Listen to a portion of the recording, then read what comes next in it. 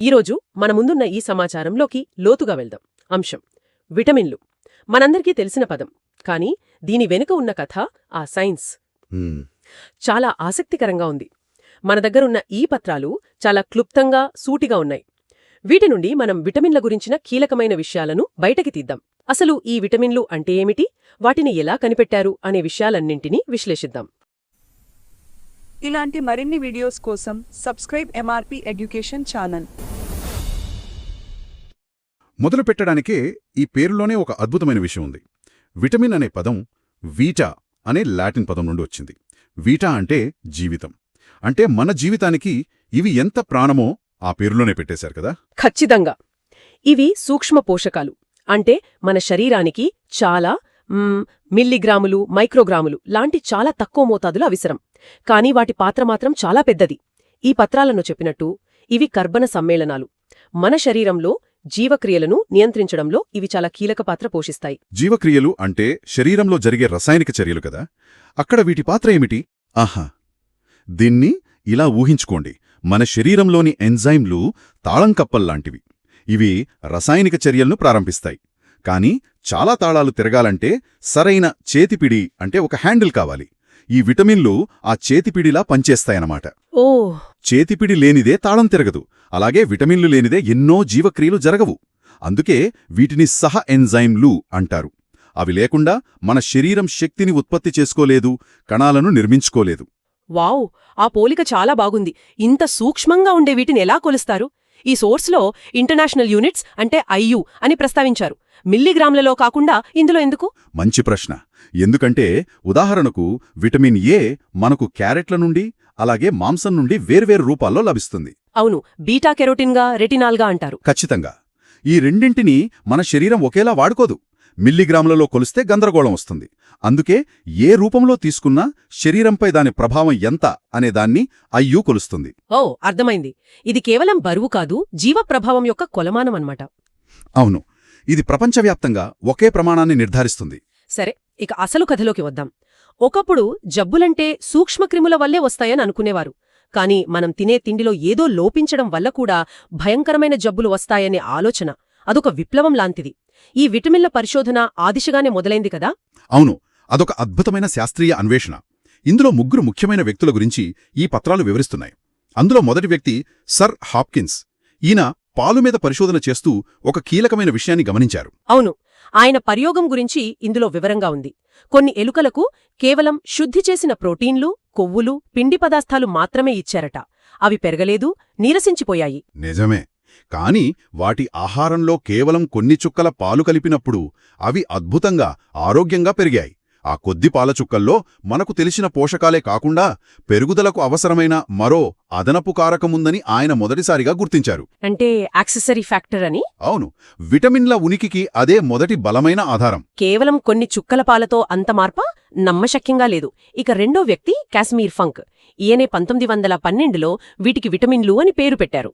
ఆయన పరిశోధన ఒక వ్యాధి చుట్టూ తిరుగుతోంది, బెరిబెరి. అవును, ఆ కథ చాలా ఆసక్తికరంగా ఉంటుంది. అప్పట్లో పాలిష్ చేసిన తెల్లబియ్యం తినే జపాన్ నావికులు వాళ్లు బెరిబెరి అనే వ్యాధితో తీవ్రంగా బాధపడేవారు. ఇది నరాల బలహీనతకు, గుండె వైఫల్యానికి దారితీసే భయంకరమైన వ్యాధి. ఒక్క నిమిషం, పాలిష్ చేసిన బియ్యం తినే నావికులకు బెరిబెరి వచ్చిందంటున్నారు.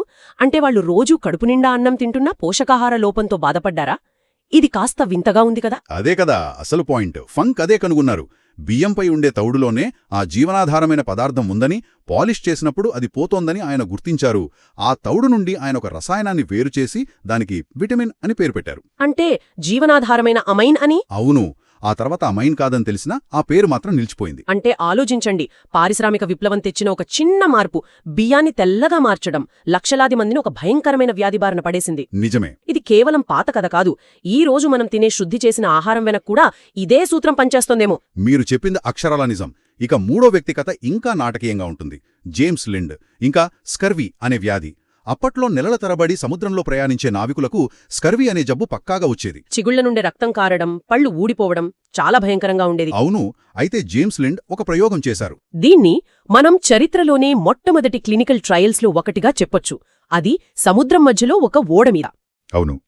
ఆయన స్కర్వీతో బాధపడుతున్న నావికులను కొన్ని గ్రూపులుగా విడిగొట్టి ఒక్కో గ్రూపుకు ఒక్కో రకమైన ఆహారాన్నిచ్చారు. ఏ గ్రూపుకైతే నిమ్మ నారింజ పండ్లునిచ్చారో వాళ్లు అద్భుతంగా రోజుల వ్యవధిలో కోలుకున్నారు. ఆహారంలో మార్పుతో ఒక భయంకరమైన వ్యాధిని నయం చేయవచ్చని నిరూపించారు. అప్పట్నుంచి నావికులందరికీ నిమ్మరసం ఇవ్వడం మొదలుపెట్టుంటారు కదా. అక్కడే అసలు ట్విస్ట్ ఉంది. ఏంటి? ఆశ్చర్యకరమైన విషయం ఏమిటంటే లిండ్ ఈ ప్రయోగం చేసి నిరూపించినా దాదాపు 50 ఏళ్ల తర్వాత గానీ బ్రిటిష్ నావికాదళం దీన్ని అధికారికంగా అమలు చేయలేదు. 50 ఏళ్లా? ఎందుకు? దానికి చాలా కారణాలున్నాయి. కానీ ఇదొక విషయాన్ని స్పష్టం చేస్తుంది. ఒక అద్భుతమైన ఆవిష్కరణను అంగీకరించడానికి సమాజానికి, వ్యవస్థలకు ఎంత సమయం పడుతుందో చెప్పడానికి ఇదొక ఉదాహరణ. ఇది నిజంగా ఆశ్చర్యంగా ఉంది. ఈ పరిశోధనల తర్వాత శాస్త్రవేత్తలకు ఒక కొత్త సవాలు ఎదురైంది. ఇంతమంది సూక్ష్మ హీరోలను ఎలా వర్గీకరించాలి? వాళ్లు చాలా తెలివైన సులభమైన మార్గాన్ని కనుక్కున్నారు.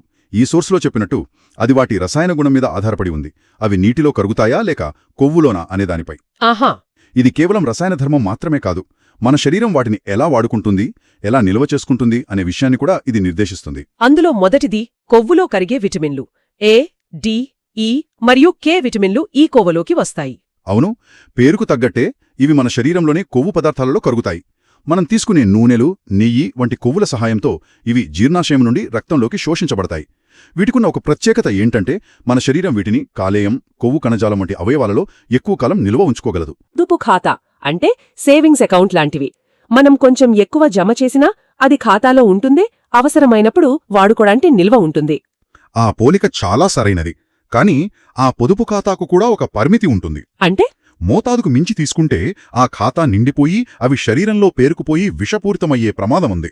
ఓ, అంటే టాక్సిసిటీ. అవును. ఉదాహరణకు విటమిన్ ఏ ఎక్కువైతే తలనొప్పి, జుట్టు రాలడం, కాలేయం దెబ్బతినడం వంటి సమస్యలొస్తాయి. అందుకే వీటిని జాగ్రత్తగా వాడాలి. సరే, ఇక రెండవది నీటిలో కరిగే విటమిన్లు. ఈ పత్రం ప్రకారం ఇవి బి కాంప్లెక్స్ మరియు సి విటమిన్లు. అవును, ఇవి నీటిలో సులభంగా కరిగిపోతాయి. మన శరీరంలో అధిక భాగం నీరే కాబట్టి ఇవి చాలా తేలిగ్గా ప్రయాణిస్తాయి. కానీ ఇదే కారణం వల్ల శరీరం వీటిని ఎక్కువ మోతాదులో నిల్వ చేసుకోలేదు. ఓకే. మనకు అవసరమైనంతవరకు శరీరం వాడుకుని అదనంగా ఉన్నవాటిని మూత్రం ద్వారా బయటకు విసర్జిస్తుంది. అంటే ఇవి చెరఖాతా అంటే కరెంట్ అకౌంట్ లాంటివన్నమాట. రోజువారీ ఖర్చుల కోసం వాడేవి. వాటిని మనం తరచుగా మన ఆహారం ద్వారా తిరిగి నింపుతూ ఉండాలి, లేకపోతే ఖాతా ఖాళీ అయిపోతుంది. Perfect analogy. అందుకే బి, సి విటమిన్లు అధికంగా ఉండే పండ్లు, కూరగాయలను క్రమం తప్పకుండా తీసుకోవాలని నిపుణులు సూచిస్తారు. అవును కదా. ఒకరోజు మీరు కమలాపండు తింటే ఆ రోజుకు సరిపడా విటమిన్ సి వస్తుంది. కానీ ఆ అదనపు విటమిన్ సి తరువాతి రోజుకు నిల్వ ఉండదు. ఈ పొదుపు ఖాతా, చెరఖాతా అనే తేడా అర్థం చేసుకుంటే ఏ విటమిన్లను రోజూ తీసుకోవాలి, వేటి విషయంలో జాగ్రత్తగా ఉండాలనే స్పష్టత వస్తుంది. ఇది ఒక సాధారణ అపోహను కూడా తొలగిస్తుంది. విటమిన్లు కదా, ఎంత ఎక్కువ తీసుకుంటే అంత మంచిది అనుకుంటారు చాలామంది. అది చాలా ప్రమాదకరమైన అపోహ. ఈ సోర్సులు ఆ విషయాన్ని పరోక్షంగా చెబుతున్నాయి. వాస్తవమేమిటంటే నీటిలో కరిగే విటమిన్లు ఎక్కువైతే పెద్దగా ప్రమాదం ఉండదు. అవి బయటికి వెళ్ళిపోతాయి కాబట్టే. అవును, కానీ కొవ్వులో కరిగే విటమిన్ల విషయంలో ఎక్కువైతే అమృతం కూడా విషమే అనే సామెత కరెక్ట్గా వర్తిస్తుంది. మన పొదుపు ఖాతా నిండిపోతే అది విషంగా మారే ప్రమాదముంది. ఖచ్చితంగా. సరే, ఈరోజు మనం విటమిన్ల ప్రపంచంలోకి ఒక మంచి ప్రయాణం చేశాం. వీటా అంటే జీవితం అని తెలుసుకున్నాం. హాప్కిన్స్, ఫంక్, లిండ్ వంటి శాస్త్రవేత్తలు ఎలా అంతుచిక్కని వ్యాధుల వెనుక ఉన్న కారణాలను ఆహారంలోనే కనుగొన్నారో చర్చించాం. అదొక అద్భుతమైన డిటెక్టివ్ కథ. అలాగే కొవ్వులో కరిగే పొదుపు ఖాతా విటమిన్లకు, నీటిలో కరిగే చరఖాతా విటమిన్లకు మధ్య ఉన్న తేడాను విశ్లేషించాం. ఈ సమాచారం యొక్క సారాంశమేమిటంటే విటమిన్లు మన ఆహారంలో కనిపించని సూక్ష్మ హీరులు. అవి పరిమాణంలో చాలా చిన్నవి అయినా మన ఆరోగ్యంపై వాటి ప్రభావం అపారమైనది.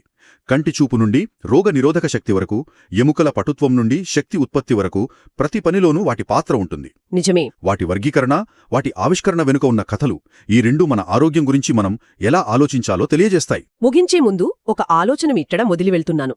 కొన్ని విటమిన్లు కొవ్వులో, మరికొన్ని నీటిలో కరుగుతాయని మనం తెలుసుకున్నాం. ఇది వాటి రసాయన లక్షణం. అయితే ఆలోచించాల్సిన విషయం ఏమిటంటే, ఒక విటమిన్ యొక్క ఈ భౌతిక లక్షణం మన శరీరం దాన్ని ఎలా గ్రహిస్తుంది, ఎలా నిల్వ చేస్తుంది అనే విషయాలనే కాకుండా వేల సంవత్సరాలుగా మానవజాతి ఆహారపు అలవాట్లను ఎంతగా ప్రభావితం చేసి ఉంటుంది, ఏ జంతువులు లేదా మొక్కలు మనకు ప్రధాన ఆహార వనరులుగా మారాయో అనే పరిణామక్రమాన్ని కూడా ఇది శాసించి ఉండొచ్చు కదా. కేవలం ఒక రసాయన లక్షణం వెనుక ఎంత పెద్ద జీవ పరిణామకత దాగి ఉందో కదా.